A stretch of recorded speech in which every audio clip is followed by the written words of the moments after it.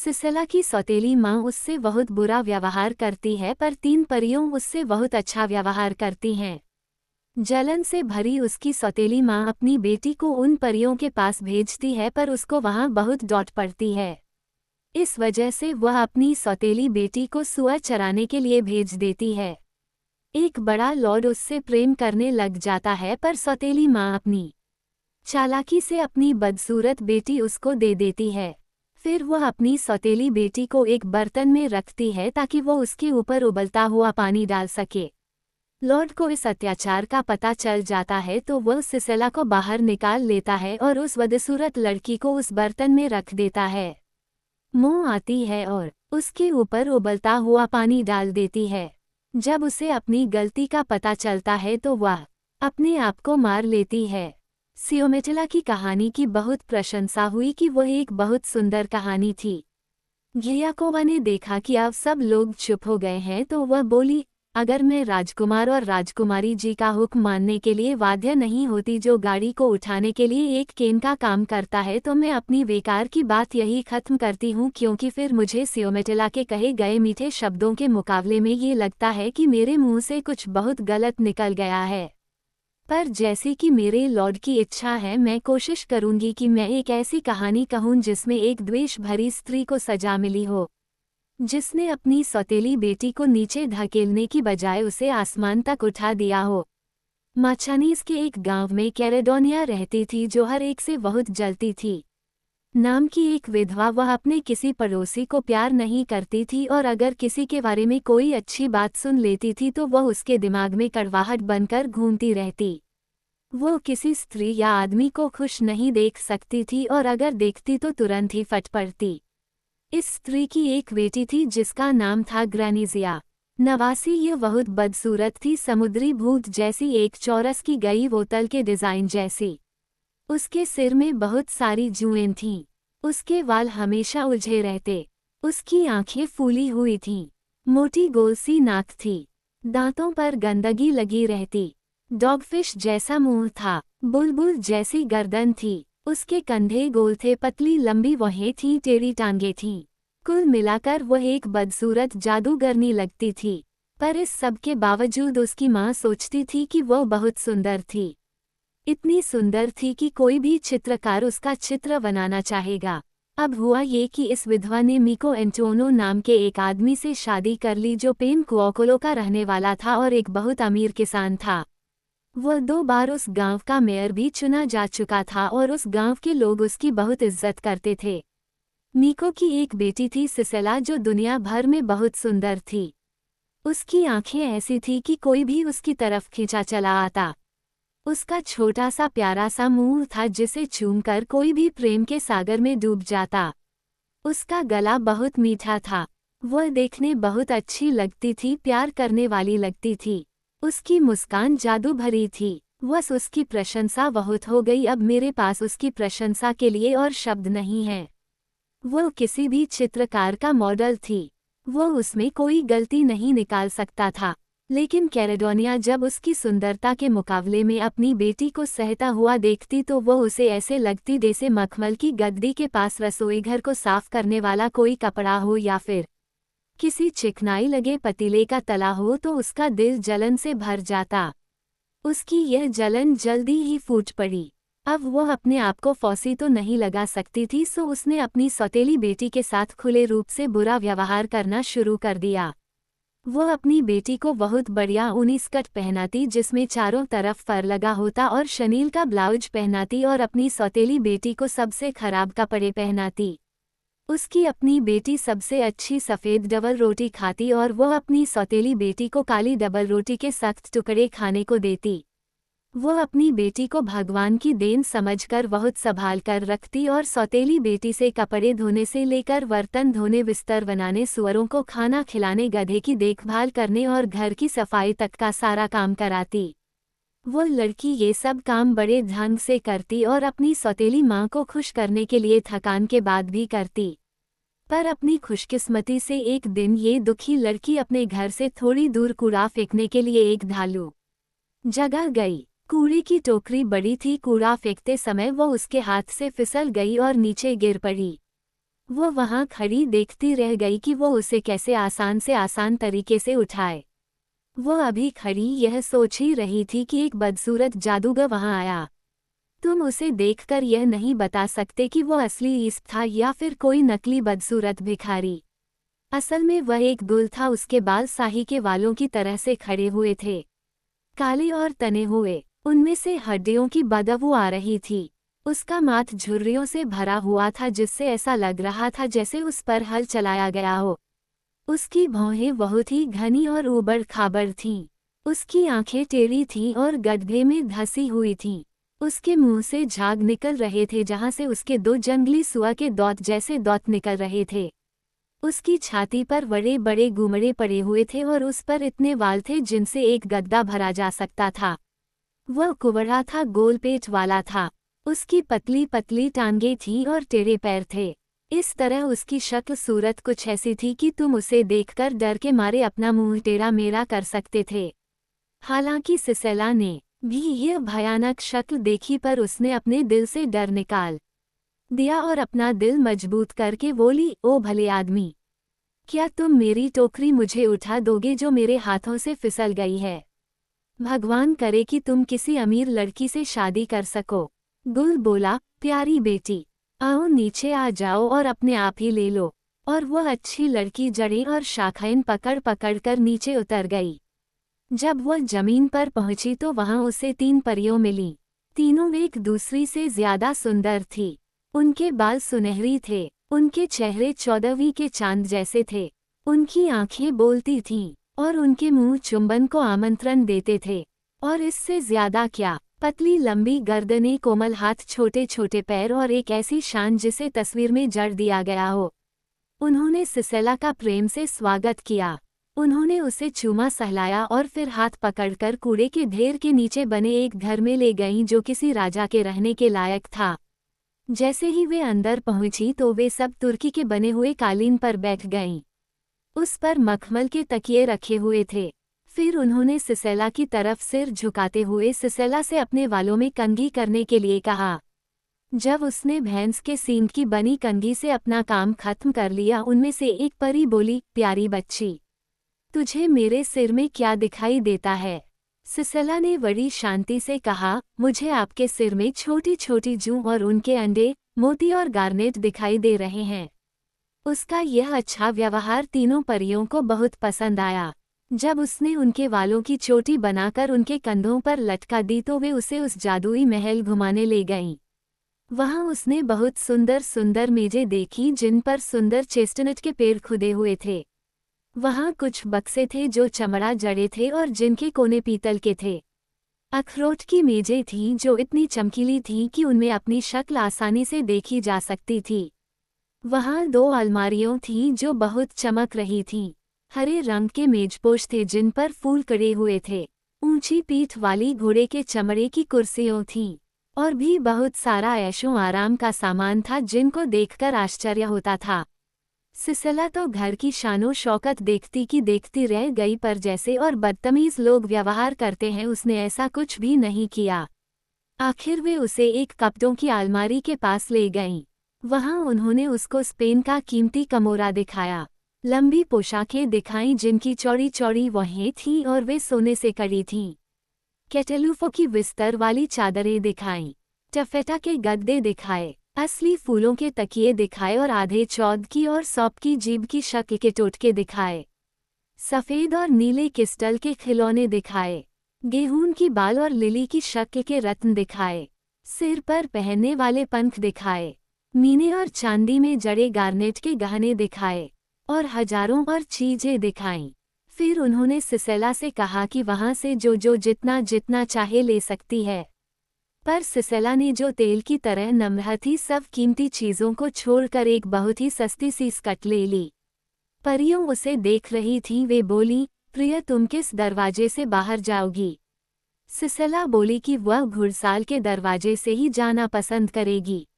ये सुनकर परियों ने उसे गले लगा लिया और चूमते हुए उसके पुराने कपड़े उतारकर उसको बहुत कीमती कपड़े पहना दिए जिन पर सोने का काम हो रहा था। उन्होंने उसको एक स्कॉटिश टोप भी पहना दिया। उसके बाल एक रिबन से बांध दिए। तब वे उसको एक बड़े से दरवाजे की तरफ ले गईं जो ठोस सोने का बना था और जिसमें कार्बनकिल जड़े हुए थे। वहां पहुंचकर उन्होंने उससे कहा, जाओ सिसेला, भगवान करे तुम सुखी सुखी शादी करो। अपने रास्ते जाओ और जब तुम इस जगह से बाहर पहुंच जाओ तो ऊपर देखना कि वहां क्या है। लड़की ने झुककर उनसे विदा ली और अपने रास्ते चल दी। जब वह दरवाजे से बाहर आई तो उसने ऊपर की तरफ देखा तो एक सुनहरा सितारा उसके माथे पर आकर गिर गया जो देखने में बहुत सुंदर लग रहा था। घर आकर वह अपनी सौतेली माँ के सामने खड़ी हुई और उसे सब बताया जो कुछ भी उसके साथ हुआ था। पर उस जलन भरी स्त्री के लिए ये कहानी कोई कहानी नहीं थी। उसके लिए तो ये कहानी ऐसी थी जैसे किसी ने उसके गले में रस्सी बांध दी हो। उसे तब तक चैन नहीं पड़ा जब तक उसने ये पता नहीं कर लिया कि वे 3 परियां कहाँ रहती थीं। और फिर एक दिन उसने अपनी बदसूरत बेटी को वहां भेजा। उसकी बेटी वहां आई तो उसे वे तीनों परियों मिल गईं। वे परियों उसे भी महल के अंदर ले गईं और उससे अपने वालों में कंघी करने के लिए कहा। और जब उन्होंने उससे पूछा कि उसने वहां क्या देखा तो वह बोली, वीन जितनी बड़ी जुएन और उनके अंडे इतने बड़े जितनी की एक चम्मच। उसके इस झूठ बोलने से परियों उससे नाराज हो गईं पर उन्होंने अपने गुस्से को छिपा लिया। जब वे उसे अपने कीमती कमरे दिखाने के लिए ले गईं तो उन्होंने उससे कुछ भी ले लेने के लिए कहा तो ग्रेनेजिया ने तो उनकी उंगली पकड़ते पकड़ते उनका पूरा हाथ ही पकड़ लिया। उसने उनके कपड़ों की अलमारी में से अपने लिए सबसे अच्छे कपड़े मोग लिए। परियों ने उसकी यह नीयत देखते हुए भी कि उसने अपने हाथों में सबसे ज्यादा अच्छी चीजें भर रखी थी उससे कुछ नहीं कहा। बाद में उन्होंने उससे पूछा कि वो किस दरवाजे से जाना पसंद करेगी, सोने के दरवाजे से या फिर बागीचे के दरवाजे से। उसने बिल्कुल बेशर्मी से कहा, जो भी दरवाजा सबसे अच्छा हो। परियों ने जब उस किसी के काम की नहीं के यह विचार सुने तो वे चुप ही रहीं और यह कहकर उसे विदा किया, जब तुम घुड़साल के दरवाजे पर आ जाओ तो अपना सिर उठाकर ऊपर देखना, तुम्हें कुछ दिखाई देगा। वहां से गोबर में से होकर गई। जब वह घुड़साल के दरवाजे से बाहर निकली तो उसने ऊपर देखा तो एक गधे के अंडकोश उसके माथे पर आकर गिर गए जो उसकी खाल से चिपक गए। शायद यही उसकी माँ उसके चेहरे पर देखना भी चाहती थी। इस सुंदर भेंट के साथ वह कैलेडोनिया के पास लौट आई। जब कैलेडोनिया ने देखा कि उसके साथ क्या हुआ है तो वह तो किसी कुतिया की तरह से गुस्सा हो गई जो अपने बच्चों को देख रही हो। उसने सिसेला से उसके कपड़े उतारने के लिए कहा और उसके शरीर का बीच का और पीछे का हिस्सा एक फटे कपड़े से ढककर उसको सुअरों की देखभाल के लिए भेज दिया। उसके उतारे हुए कपड़े उसने अपनी बेटी को पहना दिए। सिसेला बड़े धीरज के साथ अपनी इस अभागी जिंदगी बिताने चली गई। जिस मुंह को प्यार मिलना चाहिए था वह मुंह अब सुअरों को एक कर रहा था। एक सुंदर लड़की सुअरों में खो गई थी, सुअरों में रह रही थी। उसके हाथ जो सैकड़ों हथियार थामने के काबिल थे अब एक डंडी से सैकड़ों सुअरों को काबू में कर रहे थे। उस नीच को सैकड़ों बदुआ लगे जिसने उसे इस जंगल में भेजा जहां पेड़ों के साए में शांति और डर ने धूप से बचने के लिए शरण ले रखी थी। पर भगवान जहां अखरों को दबा कर रखता है वहीं नम्र लोगों को ऊपर भी उठाता है। उसने कोसिमो नाम का एक बहुत बड़ा लॉर्ड उसके लिए भेज दिया। जब उसने सुअरों के बीच एक रत्न देखा, बादलों के बीच में सूरज देखा तो उसका मन उसके प्रेम में उलझ गया। उसने तुरंत ही अपने लोगों को उसके पास ये जानने के लिए भेजा कि वे पता लगाकर लाएं कि वह कौन थी, कहाँ रहती थी। उसने सिसेला की सौतेली माँ से बात की और उसे शादी के लिए मौगा। बदले में उसने उसे 100,000 डकेट देने का वायदा किया। ये सुनकर कैलेडोनिया की तो आंखें खुली की खुली रह गईं। उसने सोचा कि यह तो उसकी बेटी के लिए बहुत अच्छा रहेगा, सो उसने उससे रात को आने के लिए कहा। उसने सोचा कि तब तक वह अपने रिश्तेदारों को भी बुला लेगी। कोसिमो इस बात से बहुत खुश और संतुष्ट था। घर जाकर वह जब तक सूरज अपने चांदी के पलंग पर जाकर सोए और चौध निकले उसे ऐसा लगा जैसे उसे निकलने में हजारों साल लग गए हों। इस बीच कैलेडोनिया ने सिसेला को एक बक्से में बंद कर दिया। उसने सोचा कि वो उसके ऊपर उबलता पानी फेंककर उसे मार देगी। क्योंकि उसने सुअरों को छोड़ दिया था तो वह उसे सुअ की तरह मार देना चाहती थी, पर शाम होने को आई और आसमान भेड़िए की तरह मुंह खोले खड़ा था। उधर कोसिमो सिसेलो को अपनी बाहों में लेने के लिए बेचैन हो रहा था, सो वह सिसेलो के घर चल दिया। यही समय तो तय हुआ था जब मैं अपने प्यार के पेड़ के रस का स्वाद लूंगा। यही वो समय है जब मैं अपना वह छिपा हुआ खजाना निकालूंगा जिसे मेरी किस्मत ने मुझे दिया है। सो कोसिमो, देर मत कर, जल्दी भाग। मैं तेरे साए में थोड़ी सी ठंडक पा सकूंगा। और यह कहता हुआ वह कैलेडोनिया के घर आ पहुंचा। पर वहां तो उसे सिसेला की बजाय गैनीजिया मिली, एक सुंदर चिड़िया की बजाय एक उल्लू मिला, गुलाब की बजाय एक जंगली पेड़ मिला। हालांकि उसने सिसेला के कपड़े पहन रखे थे, जिसके बारे में ये कहा जा सकता था कि ओ लकड़ी के टुकड़े, तू अच्छे कपड़े पहन ले तो तू भी वैरन जैसा लगेगा। फिर भी वह सुनहरे जाल में फई एक जू लग रही थी। उसकी माँ का किया हुआ कोई भी श्रृंगार, उसकी भौहों के बीच की सुंदरता, आंखों की सूजन, झुर्री पड़े चेहरे, गंदे दांत, गुमड़े पड़ी गर्दन और चौरस पैरों को छिपा नहीं पा रहा था। और सबसे ज्यादा तो ये कि उसमें से वो आ रही थी। दुल्हे ने जब यह बदसूरत जीव देखा तो वह ये जान ही नहीं सका कि उसे क्या हो गया है। वह पीछे की तरफ हट गया और अपने मन में सोचने लगा, क्या मैं जाग रहा हूँ या सपना देख रहा हूँ, या मेरी आंखों पर पर्दा पड़ गया है, या मैं किसी दूसरी तरफ देख रहा हूँ। क्या मैं हूँ या मैं नहीं हूँ? ओ अभागे कोसिमो, तू क्या देख रहा है? ये वह चेहरा तो नहीं है जिसने मुझे तुरंत ही अपनी ओर खींच लिया था। ये वह शक्ल तो नहीं है जो मेरे दिल में खुद गई थी। ओ मेरी किस्मत, यह सब क्या है? वह सुंदरता कहाँ है? वह कोटा कहाँ है जिसने मुझे पकड़ लिया था? वह केन कहाँ है जिसने मुझे उठा लिया था?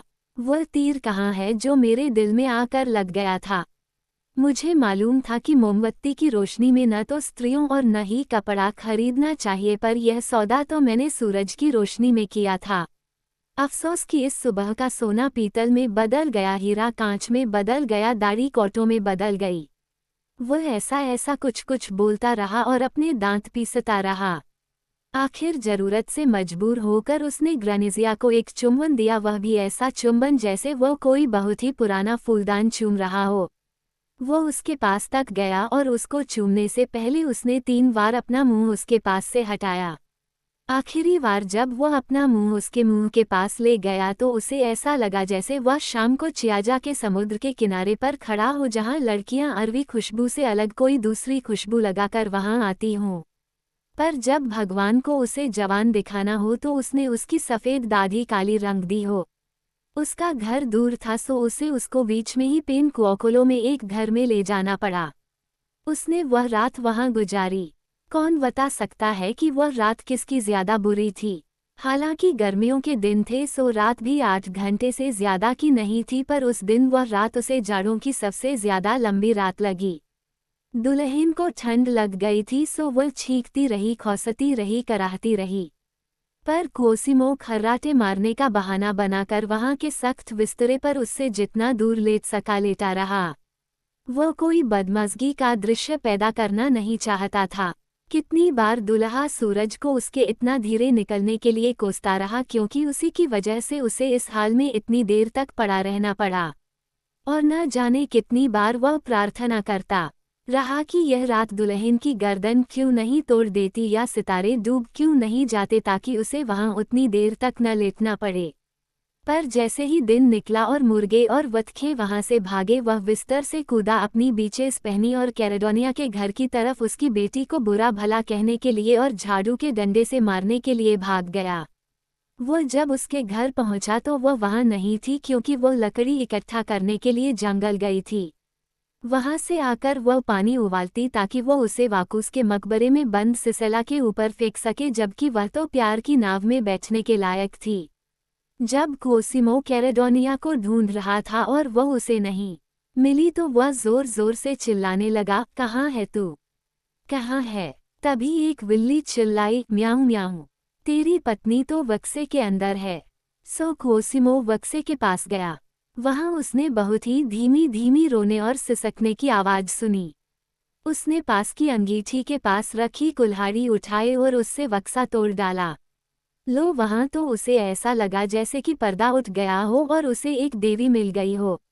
मुझे नहीं मालूम कि ये दृश्य देखकर वह मर क्यों नहीं गया, पर दुल्हा तो बस खड़ा रहा और उसकी तरफ देखता रहा जैसे किसी ने कोई बहुत ही छोटा सा साधु देख लिया हो।